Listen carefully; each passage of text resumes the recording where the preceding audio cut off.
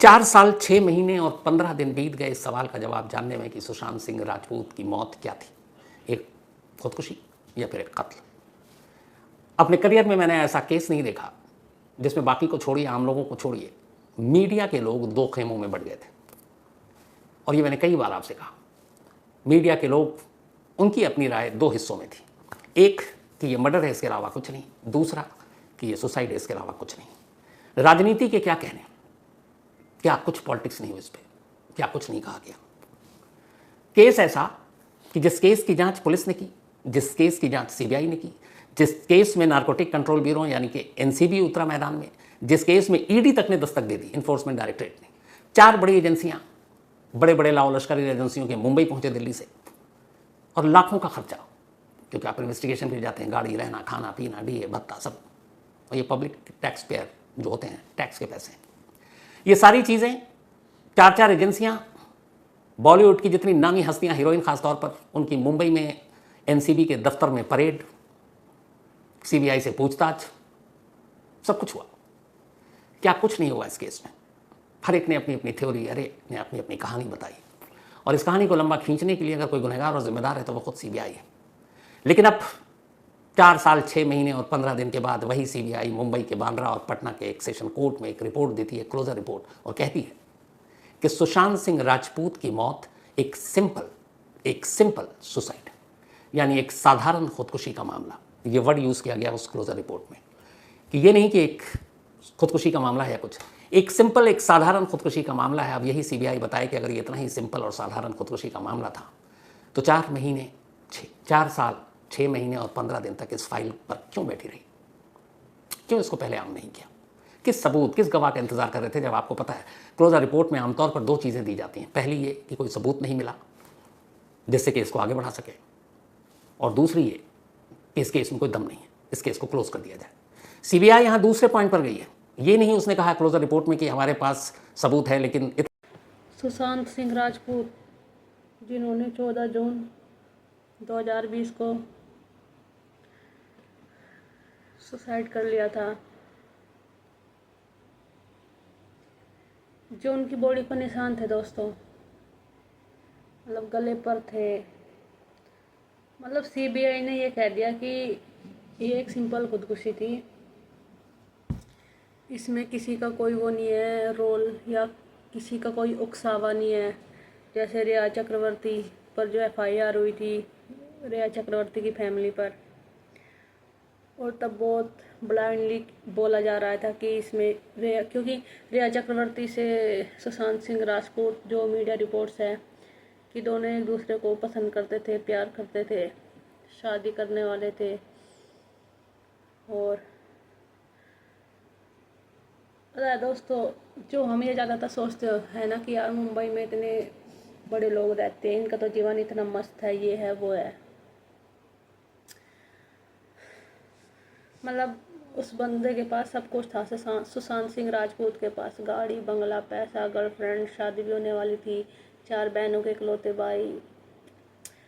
मुझे लगता है कि चाहे परिस्थिति कितनी भी भयानक से भयानक क्यों ना हो, आप एक बार अपनी बहनों की तरफ देखते, सुशांत अपने पिता की तरफ देखते, आप अपनी माँ के इतने क्लोज थे, जैसे कि आपकी पोस्ट करते रहते थे, आप बताते रहते थे। आपको सोचना चाहिए था कि मुझे पता है उस चीज़ से जो हम पर गुजरती है बहुत मुश्किल होता है निकलना, लेकिन एक बार तो सोचते, प्यार में आके अपने जीवन को ख़त्म कर लेना, स्पेशली तब जब आप परिवार का इकलौता सहारा हो। बहनें तो अपने भाइयों को देखकर जीती है। तो सीबीआई ने अपनी क्लोजर रिपोर्ट दाखिल कर दी। इसको एक सिंपल खुदकुशी का केस बताया सीबीआई ने, और मेरा यही कहना है दोस्तों, जी में कितनी भी भयानक परिस्थिति हो, पहली तो बात आप उनसे शेयर करो जो आपको समझते हैं, बिना जजमेंटल हुए, जो आपको समझते हैं। अगर शेयर नहीं कर पा रहे हो तो होल्ड करो, परमात्मा पे, भगवान पे, या जिस भी शक्ति पे आप भरोसा रखते हो, शक्ति पे भरोसा रखो। ये समय भी निकल जाएगा। मुझे पता है कि बहुत बहुत मुश्किल होता है सहना, और आसान होता है इस चीज़ को कहना, लेकिन चाहे कितना भी लंबा टाइम पीरियड हो, 2 4 5 साल का, जितना भी आप स्ट्रगल फेस में हो, कैसे भी हो, लेकिन अपने परिवार को अकेला छोड़ने की भूल मत करना, क्योंकि आप तो चले जाते हो लेकिन वो परिवार आपका जो पल पल पीड़ा भुगतता है, उस पीड़ा का जीवन के अंत तक कोई अंत नहीं होता। इतने नहीं है कि किसी को हम पकड़ सकें, गिरफ्तार कर सकें, उस पर मुकदमा चला सकें। वो सीधे सीधे कहती है कि इस केस में कोई दम नहीं है, ये एक सिंपल सुसाइड केस है। ये सीबीआई का क्लोजर रिपोर्ट है। याद कीजिए, वो 14 जून 2020, उसके बाद वो 25 जुलाई 2020, जब पटना में पहली बार सुशांत सिंह राजपूत के पिता ने एक एफआईआर दर्ज की, तब बिहार के डीजी गुप्तेश्वर पांडे, जो मीडिया में एक स्पोक्स पर्सन की तरह आ रहे थे, एक नेता की तरह, बिहार की 4 सदस्यीय एक पुलिस टीम जो मुंबई पहुंची कोरोना काल में, उनको एयरपोर्ट पर रोक दिया गया और उस पर हंगामा मचा कि हमें जांच नहीं करने दे रहे हैं, हमें रोक रहे हैं, सच्चाई से भटका रहे हैं।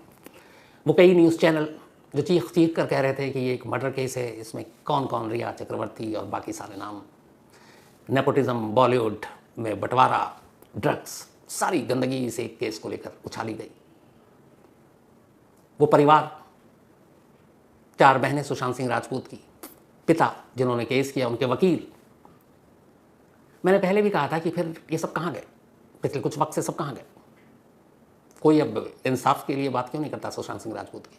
क्योंकि इन सबको पता था पहले दिन से ही कि सुशांत सिंह राजपूत की मौत का सच क्या। अगर न पता होता तो सुशांत सिंह राजपूत की मौत यानी 14 जून 2020 के बाद लगभग 1 महीना और 11 दिन, 25 जुलाई 2020 को, मतलब सुशांत सिंह राजपूत के पिता की तरफ से पटना में एक एफआईआर दर्ज कराकर उसमें यह नहीं लिखा जाता कि उसमें रिया चक्रवर्ती, उसके माँ बाप, उसका भाई और एक दोस्त जो सुशांत सिंह राजपूत के घर पर रहा करता था, ये लोग सुशांत सिंह राजपूत की खुदकुशी के लिए जिम्मेदार हैं, क्योंकि इन्होंने उसे उकसाया, यानी अबेटमेंट ऑफ सुसाइड का ये मामला है।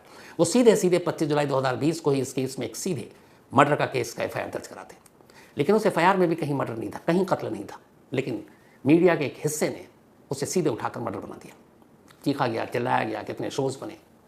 क्राइम रिपोर्टर इकलौती ऐसी, मतलब इस पूरी स्टोरी में एक पार्ट थी जो पहले दिन से एक मत थी, एक राय थी, चाहे वो मुंबई के क्राइम रिपोर्टर हों चाहे दिल्ली के हों, कि एक सुसाइड का केस है। लेकिन जितने न्यूज़ एंकर थे चैनलों के अलग अलग, उन्होंने क्या क्या कहानियां पेश की, और अब सीबीआई ने क्या कहा कि एक सिंपल सुसाइड केस है। सिंपल। जितने भी लोग इस केस में नामजद किए गए थे उन सबको सीबीआई ने बरी कर दिया। उसमें रिया चक्रवर्ती, उसका पूरा परिवार, जो रिया चक्रवर्ती की तरफ से उसकी बहन श्वेता और बाकी लोगों के खिलाफ एफआईआर दर्ज किया गया था कि इन लोगों ने ड्रग्स और उसके पुर्जे बदले, नुस्खे बदले, उन सबको भी बरी कर दिया गया। सीबीआई ने अपनी क्लोजर रिपोर्ट में कहा कि इसमें कहीं से भी किसी के भी खिलाफ कोई भी साजिश का एक भी सबूत नहीं मिला और इसीलिए हर एक को बरी कर रहे हैं और इस केस में कोई दम नहीं है, एक सिंपल सुसाइड केस है। सीबीआई ने अपनी इस क्लोजर रिपोर्ट में बाकायदा इस बात का जिक्र किया कि वो सिर्फ इसलिए इस नतीजे पर नहीं पहुंची कि एक सिंपल सुसाइड केस का मामला है, बल्कि इसलिए पहुंची कि इसमें जितनी भी पहलू थी जांच की, उन सब ने यही इशारा किया।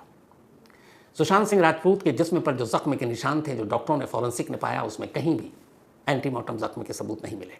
सुशांत सिंह राजपूत जिस फेब इंडिया के कुर्ते से पंखे से खुद को झूले, वो फॉरेंसिक एक्सपर्ट ने कहा मुमकिन है। उनके पैर जिस तरीके से बिना कुर्सी के बेड पर थे, वो भी कहीं से भी ये साबित नहीं करता कि उन्हें किसी ने लटकाया। जितने गवाह थे, जितने डॉक्टर थे, एम्स के जो डॉक्टर सुधीर गुप्ता की अगुवाई में फॉरेंसिक विसरा की जांच, जितनी भी जांच की गई, उन सब में से भी कहीं फाउल प्ले नहीं मिला कि ये एक दूसरा केस हो सकता है। यानी A to Z इस केस में जितने भी सबूत, गवाह, आपको मौका वारदात, crime scene, forensic report, forensic experts की ओपिनियन, इन सारी चीज़ों ने मिलकर एक ही गवाही दी कि इसमें कोई फॉल प्ले नहीं है, इसमें कुछ नहीं है, वरना इसमें कुछ बड़े नेताओं के भी नाम आए थे, कहानियाँ बनी थी। दिशा सालियान के साथ जोड़ा गया था, जो एक्स मैनेजर थे सुशांत सिंह राजपूत को। नेपोटिज्म से जोड़ा गया था कि फिल्म इंडस्ट्री में इस तरह से हो रहा और इसीलिए कत्ल कराया गया, लेकिन इसमें से कुछ नहीं निकला। और एक जो भी मैंने आपको बीच में कहा कि वो परिवार कहाँ है, जो अब सुशांत सिंह राजपूत की अपनी बहनें जो इंसाफ की लड़ाई के लिए उस वक्त लगातार सुर्खियों में आगे थीं, कहाँ है? खामोशी के साथ पीछे में क्या हुआ आप लोगों को पता भी नहीं चला होगा। तो ये मैंने पहले भी दोहराया और मैंने बहुत पहले क्राइम तक की कई कहानी में ये मैंने बाकायदा ये कहा था कि आखिर में जब भी ये नतीजा निकलेगा, आप देखना सुशांत सिंह राजपूत एक सिंपल सुसाइड केस ही निकलेगा। और मैंने बाकायदा ये कई बार दोहराया था कि एक बिल्कुल ओपन एंड शट केस, इस शब्द का इस्तेमाल किया। आप पुरानी कहानियों में चाहें तो उसको निकाल कर सुन सकते हैं। लेकिन पीछे में क्या हुआ और ये कहानी जो एक सिंपल सुसाइड केस था, इसको इतना ज़्यादा घुमावदार कैसे बना दिया गया, तो ये कहानी आपके सामने शायद नहीं आई, ना आई, आएगी। बट इस कहानी की ऑफ द रिकॉर्ड जो पूरी कहानी है वो ये है कि जब सुशांत सिंह राजपूत की मौत हुई तो उसके बाद रिया चक्रवर्ती उनके करीब थे। घर वालों को किसी ने सलाह दिया कि अगर रिया चक्रवर्ती करीब रही और उसी घर में रही जहाँ सुशांत, तो हो सकता है सुशांत सिंह राजपूत की गाड़ियों पर, उनके पैसे पर, उनकी बाकी प्रॉपर्टी पर रिया चक्रवर्ती कब्जा कर लेगी। तो रिया चक्रवर्ती को सुशांत सिंह राजपूत की प्रॉपर्टी और पैसे पर कब्जा करने से कैसे रोका जाए? 4 बहनों में से अगर कोई एक केस करता है तो बात बनेगी नहीं। तो एक काम करते हैं, पिता के नाम पे एफआईआर करते हैं। और फिर सुशांत सिंह राजपूत के पिता को मशवरा दिया गया, उन्होंने पटना के एक थाने में कंप्लेंट लिखाई 25 जुलाई को एफआईआर, और उसके बाद 27 जुलाई को एफआईआर ये आम होती है, मीडिया में आती है। मुझे याद है 27 जुलाई 2020 को पहली बार हम लोगों को भी एफआईआर ये हाथ लगी थी। इसमें उन्होंने सिर्फ और सिर्फ यही लिखा था कि सुशांत सिंह राजपूत की मौत के लिए जिम्मेदार, खुदकुशी के लिए उकसाने के लिए जिम्मेदार रिया चक्रवर्ती, उनके माँ बाप, भाई।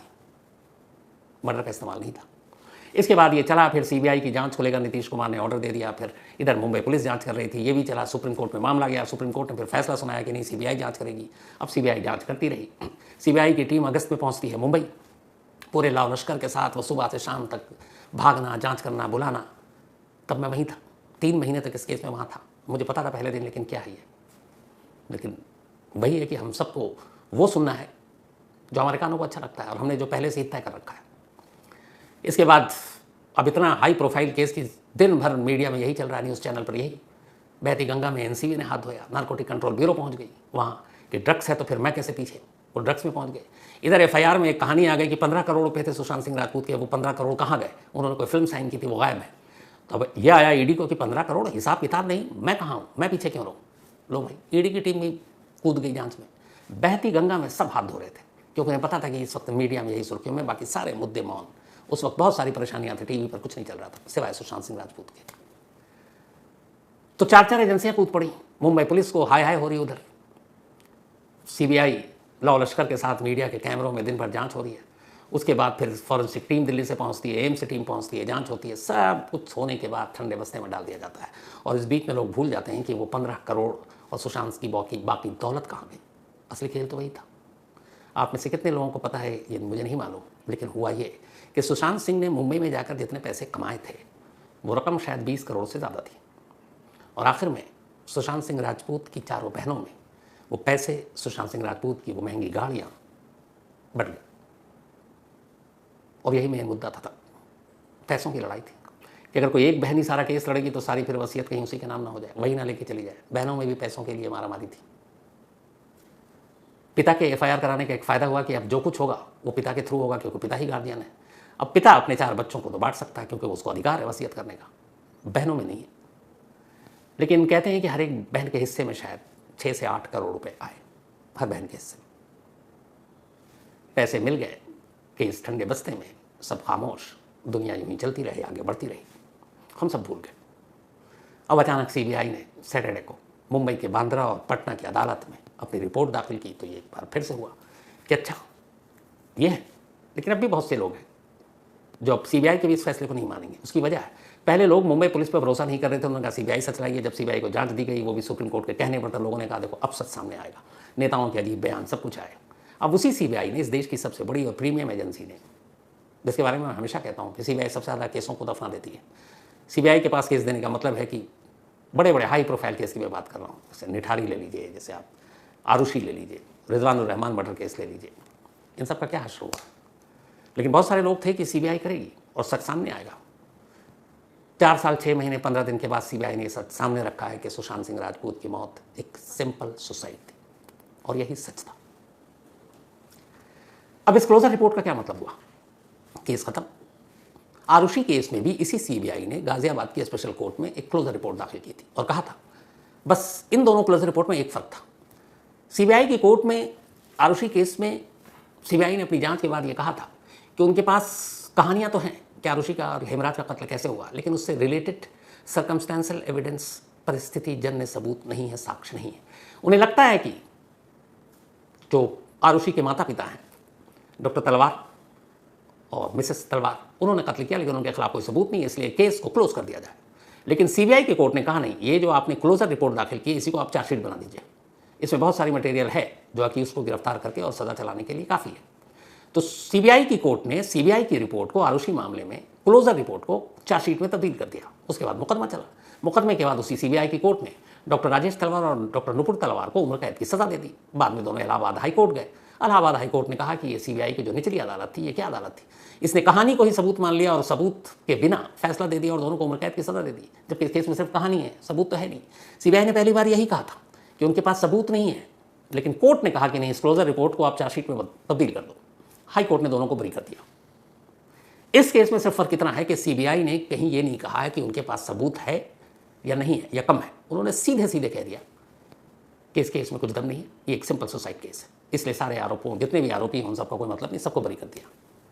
लेकिन अभी बांद्रा की कोर्ट और पटना की कोर्ट के पास एक मौका है। मौका ये है कि सीबीआई की इस क्लोजर रिपोर्ट को देखने के बाद आखिरी फैसला उन्हें करना है कि क्या इस केस को क्लोज कर देना चाहिए जैसा सीबीआई ने अपनी रिपोर्ट में कहा है, या उन्हें लगता है कि इस क्लोजर रिपोर्ट में ऐसी कुछ चीज़ें हैं जिनको देखते हुए वो सीबीआई को दोबारा कह सकती है कि आप अपनी जांच को कंटिन्यू रखें और जब जांच पूरी हो जाए तब दोबारा आइए, अभी जांच बंद नहीं करेंगे। या वो ये कह सकती है कि इस क्लोजर रिपोर्ट में कुछ ऐसे एविडेंस है जिससे लगता है कि फलां फलां के खिलाफ आप आरोप पत्र दाखिल कर सकते हैं और आप मुकदमा शुरू करवा सकते हैं। तो ये दो, और तीसरा कोर्ट कहेगी कि आप सही कह रहे हो, कोई प्रूफ तो है नहीं, साइंटिफिक एविडेंस, डॉक्टरों के evidence, postmortem report, viscera report, antemortem, postmortem, सारे ये कह रहे हैं कि नहीं, ये सिंपल केस है सुसाइड का। तो आपकी राय से हम भी सहमत हैं और इस केस को क्लोज कर रहे हैं। 8 अप्रैल की तारीख दी है बांद्रा की कोर्ट ने इस क्लोजर रिपोर्ट पर अपना फैसला सुनाने के लिए, या उस दिन जो भी बहस होगी। तो सीबीआई की क्लोजर रिपोर्ट का मतलब ये नहीं कि क्लोज हो गया। अब आखिरी जो मौका है वो कोर्ट के पास है। कोर्ट अब तय करेगी कि इस क्लोजर रिपोर्ट को मानकर सच वाकई इस केस को क्लोज कर लें, या इसको दोबारा कहें जांच करने के लिए, या ये कहें कि आप इसी क्लोजर रिपोर्ट के हिसाब से चार्जशीट तैयार करके जैसा आरुषि केस में हुआ आप मुकदमे की ट्रायल शुरू करवाइए। लेकिन इस केस में वैसा सीबीआई ने कुछ दिया ही नहीं, तो इसलिए दोबारा ट्रायल तो मुमकिन नहीं है। चांसेस ये है कि कोर्ट भी इसे क्लोज कर देगी, या अगर 1% चांस है कि शायद कोर्ट कहे कि कुछ पहलू इसमें नज़रअंदाज कर दिए गए, आप दोबारा से इसकी जाँच कर लीजिए। 3 ऑप्शन है, लेकिन ज़्यादा चांसेस यही है कि कोर्ट इस क्लोजर रिपोर्ट को एक्सेप्ट करेगी। और उसकी वजह यह है कि इसमें बयान, गवाह, ये सब तो हम इंसान वो कर सकते हैं, जो साइंटिफिक एविडेंस है, जो फॉरेंसिक एविडेंस है, उसके साथ आप खेल नहीं कर सकते। तो जब खेल नहीं कर सकते तो फिर इस पूरे मामले में फॉरेंसिक एविडेंस सबसे भारी होगा। और इसीलिए दिल्ली की भारी भरकम एम्स टीम को बुलाया गया था जांच के लिए, और उस फॉरेंसिक टीम ने अपनी रिपोर्ट में यही कहा कि एक सुसाइड का केस है, सिंपल। तब मुझे लगता है कि शायद अप्रैल में कोर्ट भी इस पर अपना फैसला दे दे, क्लोजर रिपोर्ट शाम फाइनल हो जाए। लेकिन हाँ, इस केस ने सबक लिया। सबक ये, और सबक हम सभी के लिए है, कि कभी किसी केस को लेकर फ़ौरन अपनी राय मत बनाइए, पहला। दूसरा, मीडिया में खबरें देखकर भी कभी किसी केस पर अपनी राय मत बनाइएगा, कभी नहीं। वो आपने अभी कोलकाता केस में देखा होगा, सिंपल सुसाइड को गैंग रेप, वहाँ के सिंपल तो नहीं कहेंगे, रेप केस को गैंग रेप। आप अभी दूसरा केस एक लेटेस्ट ले लीजिए, सैफ अली खान के घर में चोरी, तस्वीर, चेहरा, चोर बदल गया, हुलिया अलग। तो इसीलिए कहते हैं कि जो मीडिया में खबरें आती हैं आप देखिए, अपना भी दिमाग लगाइए, जो एविडेंस, जो भी थ्रू रिपोर्ट आप तक पहुँच रही है, लेकिन कभी राय मत बना लीजिए कि यही सही है, क्योंकि ऐसी कई खबरें हाल में हुई हैं जो मीडिया में दिखाई गई और पूरी पलट गई। मैं खुद इस मीडिया का पार्ट हूँ, फिर भी आपसे यही कह रहा हूँ।